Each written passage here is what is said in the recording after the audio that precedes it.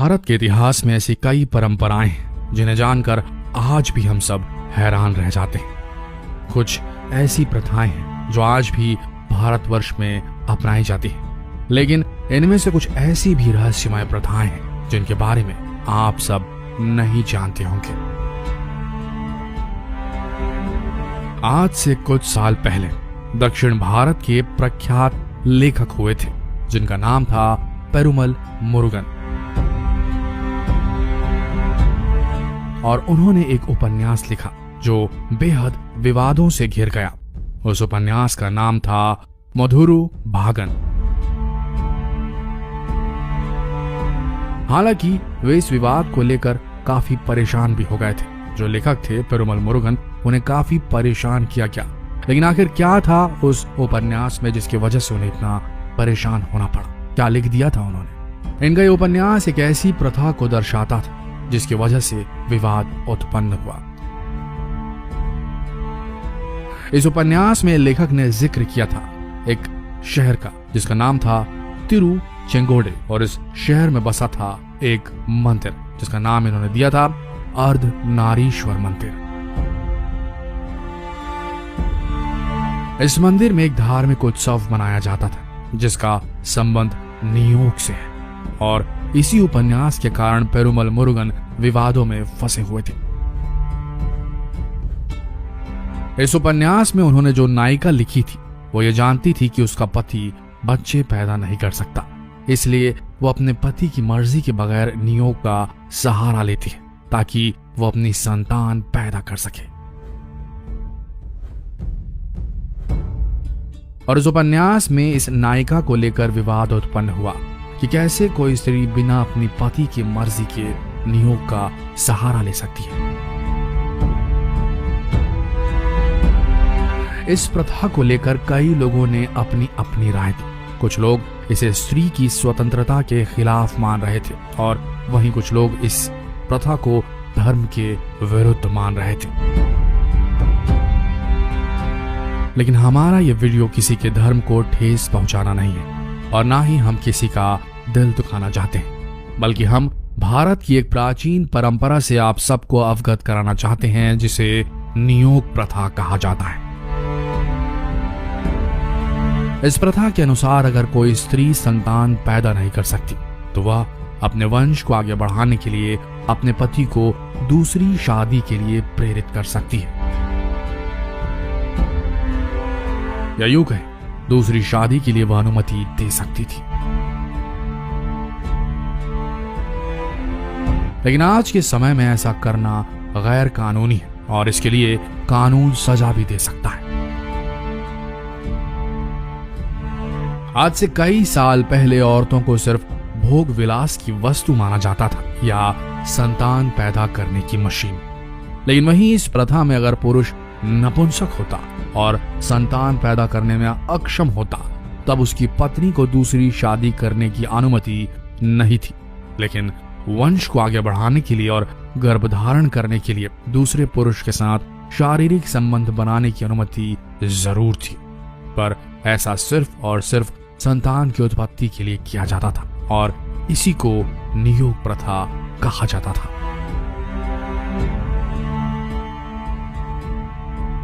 इस प्रथा में पति ही अपनी पत्नी के लिए पुरुष का चयन करता था। आपको बता दें कि एक बहुत ही प्राचीन परंपरा है जिसके सबूत आपको रामायण और महाभारत में भी मिल जाएंगे।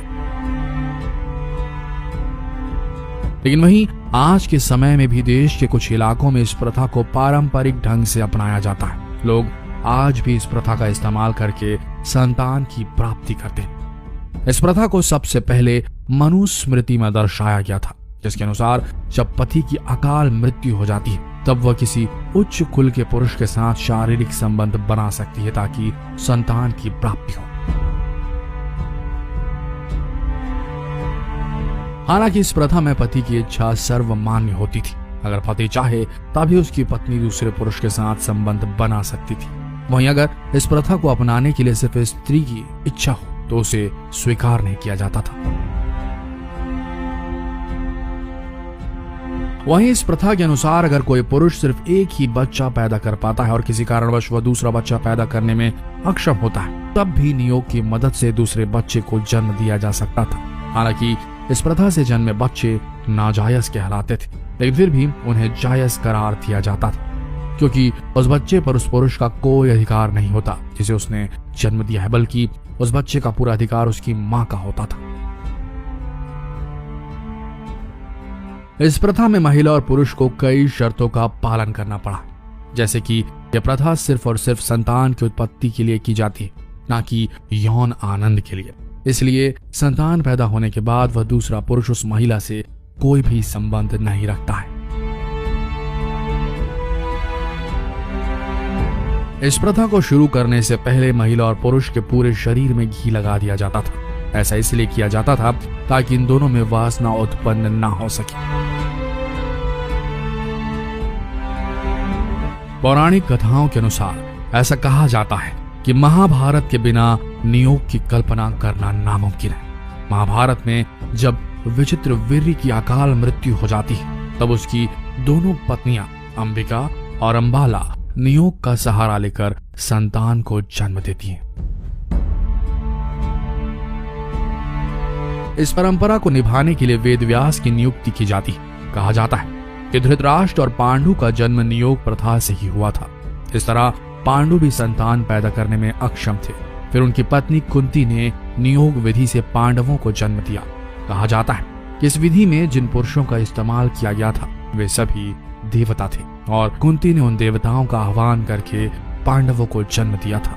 उसी तरह पांडु की एक और पत्नी थी मांद्री, और मांद्री ने भी नियोग का सहारा लेकर नकुल और सहदेव को जन्म दिया था। पौराणिक कथाओं के एक मशहूर लेखक हैं देवदत्त पटनायक। उनकी एक किताब है द प्रेग्नेंट किंग। उनकी इस किताब में सूर्य वंश के राजा युवनाथ की कहानी दर्शाई गई, जिसमें युवनाथ राजा की 3 पत्नियां थी, लेकिन उसके बाद भी उनकी एक भी संतान नहीं थी। तब नियोग प्रथा का सहारा लेने की बात उनके राज्य में उठने लगी थी। हालांकि नियोग से जुड़ी कई कहानियां इतिहास के पन्नों में दफन है, लेकिन पुरुषार्थ को चोट ना पहुंचे इसलिए उन कहानियों को कभी बाहर आने नहीं दिया गया। इतिहास में ऐसे कई राजा महाराजा हुए जिन्होंने इस प्रथा को अपनी संतान प्राप्ति के लिए मान लिया।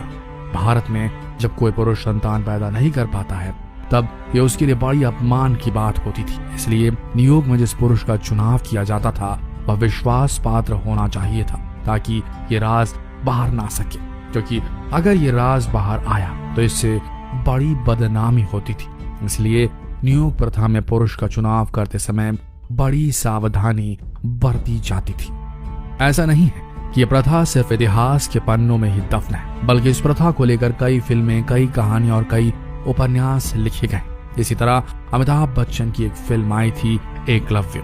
इस फिल्म में अमिताभ बच्चन अपने मालिक के कहने पर नियोग प्रथा के लिए राजी हो जाता है, और इससे सैफ अली खान का जो किरदार था उसका जन्म होता है। इसी तरह एक मराठी फिल्म भी आई थी जिसका नाम था अनाहत। इस फिल्म में भी नियोग प्रथा को दर्शाया गया है। इतिहास में ऐसी कई परंपराओं का जिक्र है जिसे अब तक खोला नहीं गया है। जितने राज दफन हैं ये कोई नहीं जानता। वक्त के पन्नों में वो प्रथाएं और उनके पीछे का जो रहस्य है वो कहीं दब सा गया है। आशा करते हैं इतिहास के पन्नों में दबे इस राज को जानकर आप सबको अच्छा लगा होगा। आपके मन में जो भ्रांति है वो दूर हो गई होगी। मिलते हैं अगले वीडियो में। तब तक के लिए जितना हो सके इस वीडियो को शेयर करें। तो मिलते हैं अगले वीडियो में। तब तक आप सबका इस वीडियो के अंत तक बने रहने के लिए धन्यवाद।